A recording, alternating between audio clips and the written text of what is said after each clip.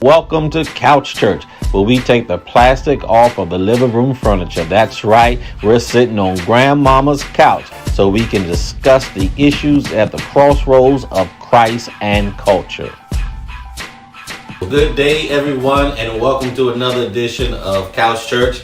I'm Orlando Jermaine Bago, Senior Pastor, and this is the day that the Lord has made. We shall rejoice and be glad within it. Listen, y'all, this is Couch Church, where you can worship anytime, any place, and anywhere. This is where we have the heart-hitting conversation.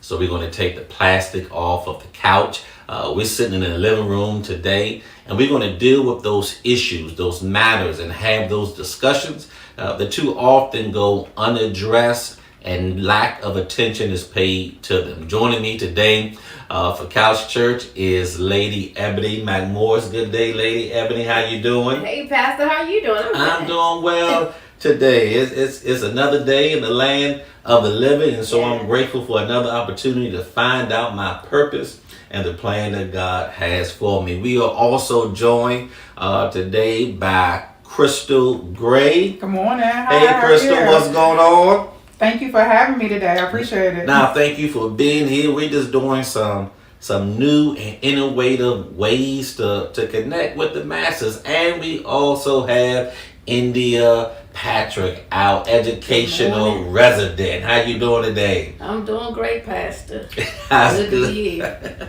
It's good to be here on the couch. Listen, this is a new concept for Couch Church and how we find ways to bring in different perspectives that would inform our Christian theology as we begin to unpack the Bible to find out really what the text says and how we can use it to address the issues that are impacting us today. Here's what I want you to do.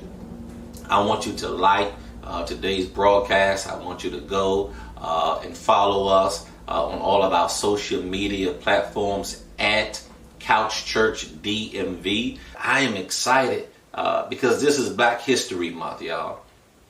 This is the beginning of how we pay homage and how we celebrate the lineage and the legacy of those who paved the way before us. How we begin to respect and honor those who we call our trailblazers, our ancestors, who've gone to try the realities of another world, but who are still present in this day and age. I believe that every day is Black history. I believe that we can find in every single thing that we use things that promote, things that uplift our community as well as our culture. Some of y'all used the iron this morning. That was invented by a Black man. Some of you used traffic lights this morning. That was invented inside of our community. Some of you turned the lights on this morning. I know you thought it was Thomas Edison, but no, that was invented by Blacks as well. And so every day is Black history. And so as we kick off this Black History celebration, we wanted to deal with a book that some of us are very familiar with. Is entitled Where Do We Go From Here? Chaos or Community? Written by the late Reverend Dr. Martin Luther King Jr. It started off as his sermon, and then he decided to go on a sabbatical with his family to Jamaica. And there he took his sermon and he began to flush it out in a little bit more detail to ask and pose this question to us and even try to give some answers and some solutions. So before we get into our panel discussion this morning with Lady Ebony and Crystal and India, I just want to help us set the framework to understand the tone of this discussion. We know that Dr. King was one of the greatest civil rights leaders in the civil rights movement. We all know his famous I Have a Dream speech and how it spoke with power and influence. But he also had a sermon entitled, Where Do We Go From Here? Chaos or Community. And in this sermon that was turned into a book, he outlines the problems that are facing America and proposes a vision for a beloved community where all people are provided with the basic needs and united under the spirit of respect and understanding. In this book, Dr. King also lays out some biblical references of how we are to relate to the fight for racial justice. Guiding us today, the scripture that is found in James chapter 2, verse 17. It simply says, what good is it, my brothers and my sisters, if someone claims to have faith and no deeds? You see, when I read James, I come to the place of understanding, of realizing that it's not just enough to have hope without work. It's not enough to have faith without deeds. Scripture goes on to tell us, what good is it to look at your brother and your sister who is without clothes or food daily and offer them nothing? So how can we call ourselves Christians? How can we call ourselves the followers of God's kingdom, and yet we see so much injustice in our land, in our community, and we do absolutely nothing about it? Dr. King envisions that this can be achieved by nonviolent action, economic restructuring, and a commitment to both human rights and social justice. He emphasizes the importance of reconciliation through radical transformation. And so what Dr. King does is he outlines the problems that are facing the nation. And I believe that before we can come to any plausible solution, that we must first wrestle with the issues that are plaguing us as a people. And once we wrestle with those issues and come up with viable solutions, then we can envision what it means to be in this beloved community. So where do we go from here? Do we remain in chaos? Or do we find a way to explore what it means to operate in community? Dr. King provides this compelling vision of justice and an equitable society. A society where we can achieve radical transformation rooted in the principles of justice. And so this will be what we discussed today. How do we envision a community? But first and foremost, how do we call out the injustice that is happening each and every day?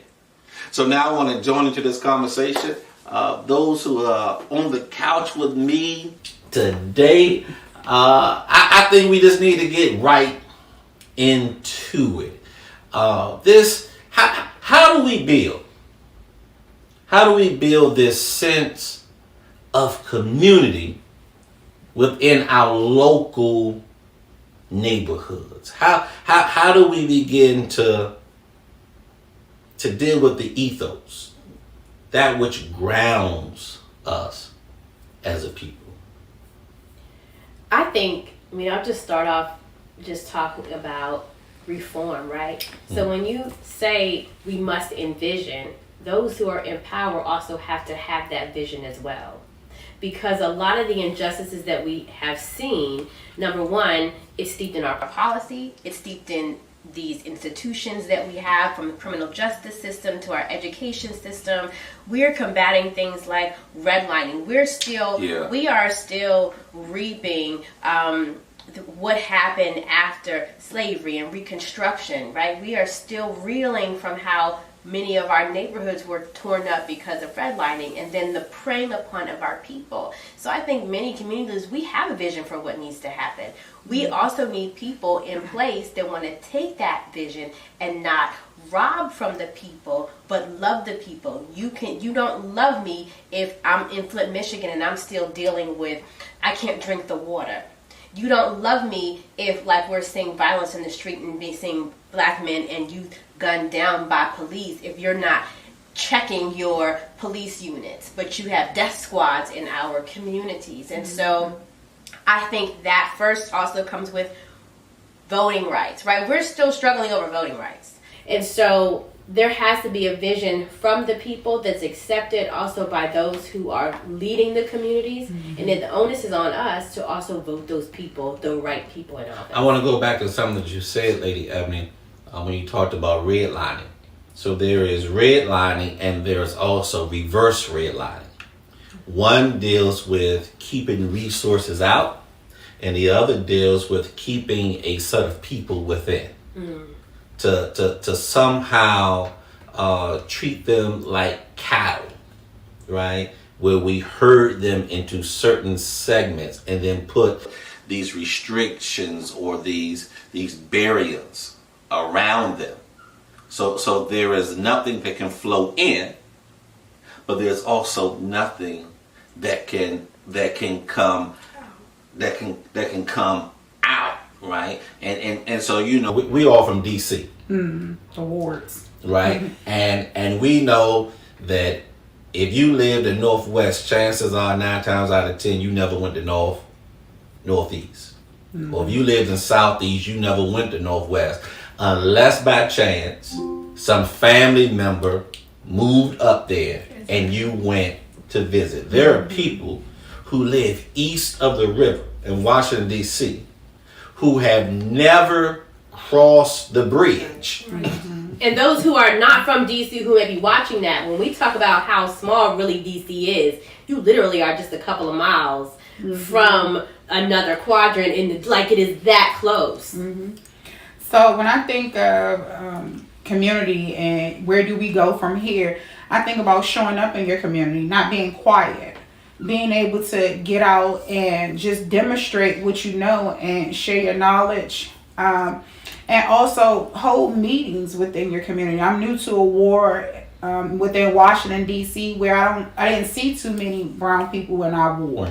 But I immediately immerse myself within the community, joining organizations within the PTA, and now I have a rapport not only with the principal, not only with the community advisor, the ANC, now I have a rapport with the council member, where I just sat on a chair at the Wilson building, was able to lead a meeting addressing our concerns of school-based mental health, just getting the basics within our education system, having mental health providers, just being able to have after-school programs that are free within our community. Just imagine, we're coming from a ward, we come from Ward 8, where things are free, but you're afraid to go out to utilize them and to access them. And now I'm in a ward where I can step out and utilize them and access them, and they're no longer free. So building a community is about equitable, being able to afford it and giving an opportunity to everyone, not just a certain. And I bet when you first started attending those meetings, everybody wanted to meet you. Everyone. Not right, but they wanted to meet you not to see what you were bringing. No. But they wanted to know what you were going to take away from them. Right? Because again, what they are trying to balance is whether or not you are in a mind frame of assimilation. Of their vision, right? Yes. You're talking about what is the vision? Yes. They got the vision. Right. Are you gonna come They want to know, are you going to contribute or whether or not you're going to take away? And I don't necessarily think that it is either or, right? I think wherever we live, that we must participate in this civil engagement, right? To be able to understand the resources that are in community, that which uplifts us, that's what builds us, that what protects us. And you mentioned something. There was a time when some of these resources were free. Exactly. right? And now there's a fee associated with them, and then you can get a scholarship, right? Well, why do I have to get a scholarship, right? Why do I have to be placed into this box that somehow I am underprivileged or don't meet some standard, and then you got to give me a handout in order for me to receive the benefit of living in this community. Yeah. I used to, when I was growing up, we used to say, we just over broke, or we just over the line. And it would be so funny because it'd be like, we would have to wait till the summertime. It's still, even sometimes today, gotta wait till my pay is within a certain bracket for me to be eligible for certain resources within my own community to help my child. And it shouldn't be that way. If I'm saying to you, hey, I need assistance with this, I'm a member of this community, I should be able to have some type of subsidy or something where I can get my needs met. Not me now having to go apply for a second job, taking time away from my home to now support what I might need for my children as well as myself. And we know that that's different depending upon where you live.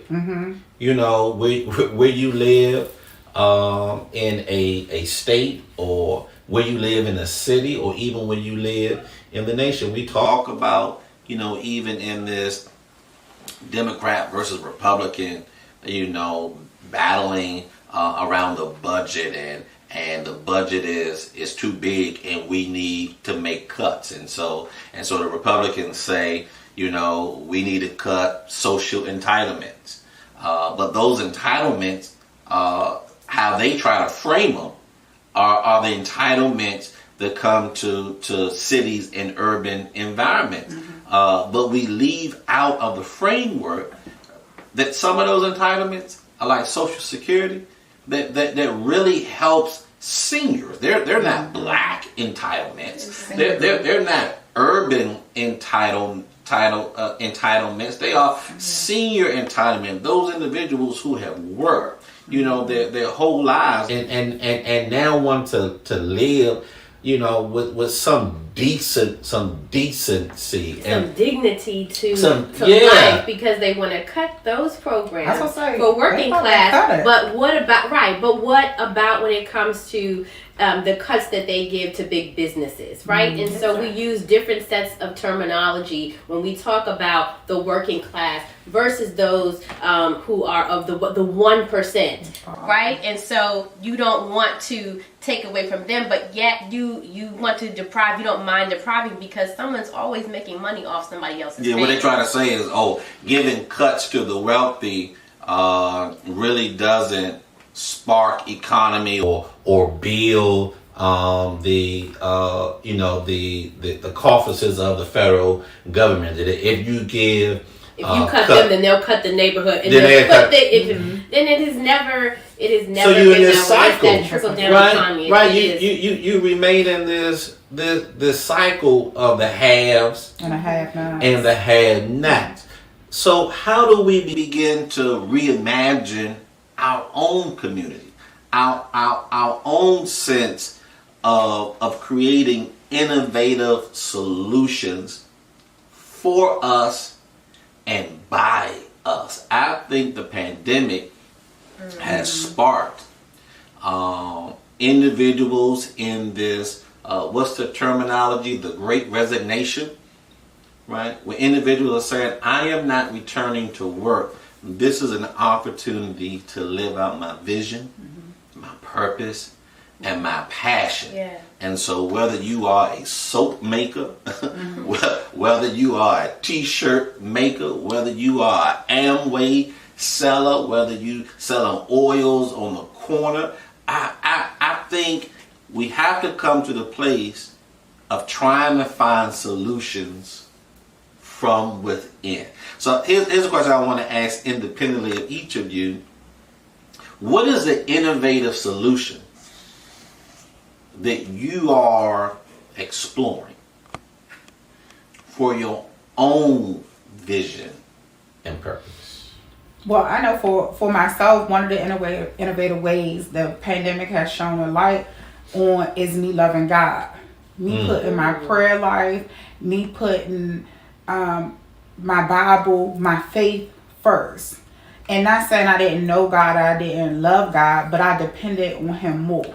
So one of my innovative ways is becoming a minister in training to be able to use my voice and the knowledge that I'm learning back from training, from scriptures, from church, to go back to my community, my loved ones, my circle, and just listen. It's about faith. It's about putting in God's hands and having an understanding that let's start from there, that you can overcome anything within your community, anything that you're experiencing, anything that's happening around you, injustices, whatever you want. The innovative way that I found, my first and foremost, was to give it back to God. You know, I'm smiling, I'm chuckling. I didn't think that was gonna be your response. He's so proud.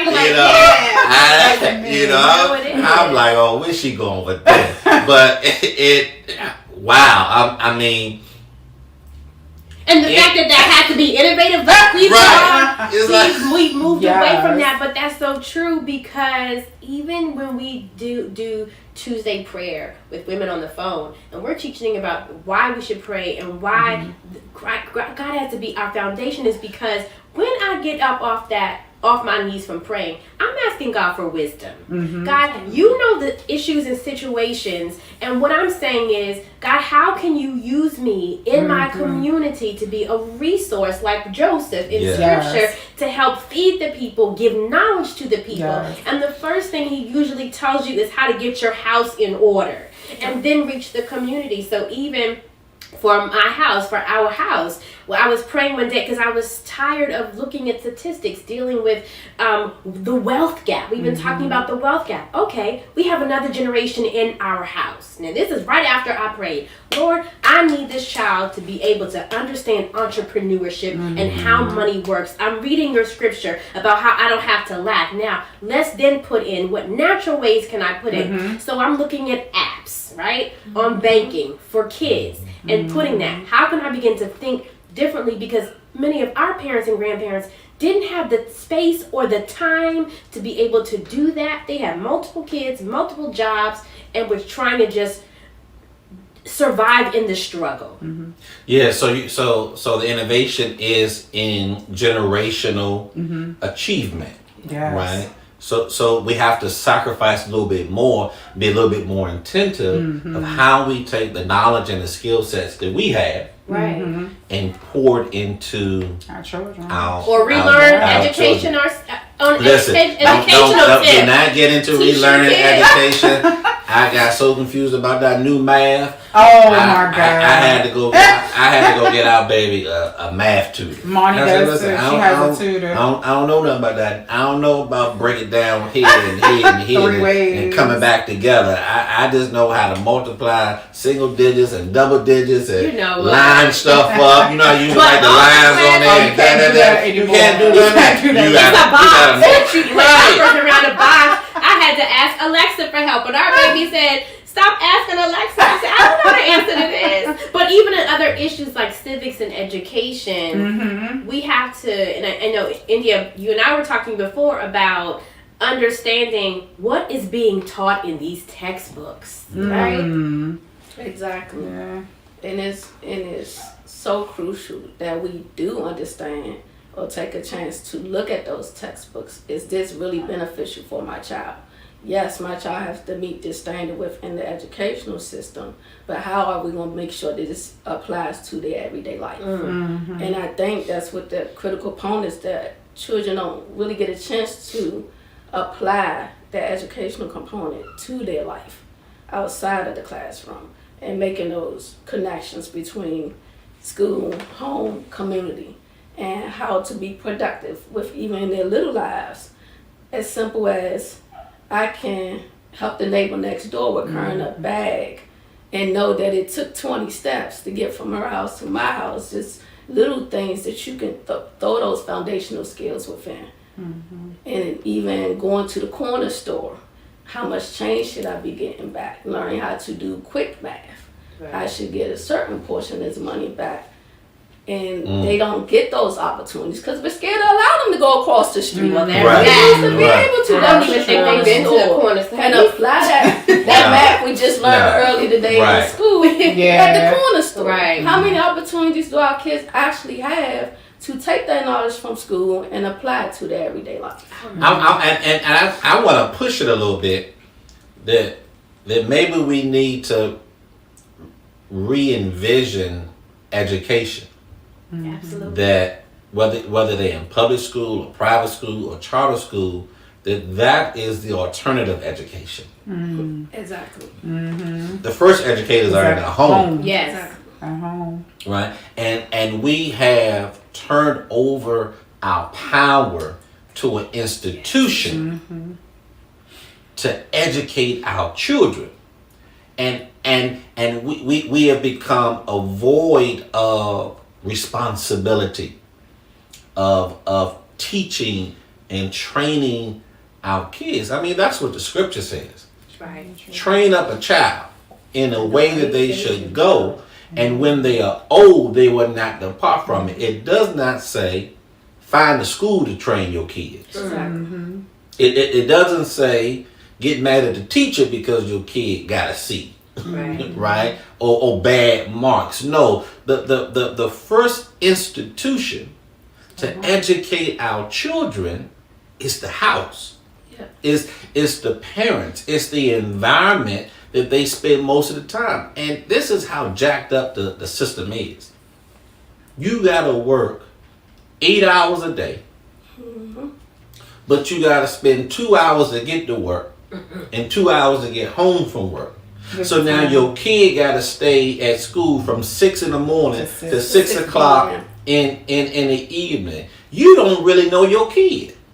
Because when you get home from picking them up tired at 6 already, like, o'clock, go sit you somewhere. tired, you got to They cook, gotta eat. Don't don't forget- come home, not doing By your that time, it's homework. time to get ready for bed. Don't forget one of the main things that we have: single parents. Exactly. Right. Single parents who don't have that extra time at all Exactly. to invest back, because I don't have the partner that's in the kitchen cooking while I'm doing homework. I don't have the extra hand that's ironing the clothes while I'm putting the baby in the shower. So what I realize is that the system is broken for us, right? And you have to learn how to navigate and use what you have. That's when you come back to your community. Yeah. That's when It's you a community. you come It back. has to be a village. Listen, I had to work with the teachers, I had to work with the tutor, and I had to work with Marnie. India would tell you I had to work with India. It was a group effort in order to try to get my child back on track because she was so far behind after the pandemic in school.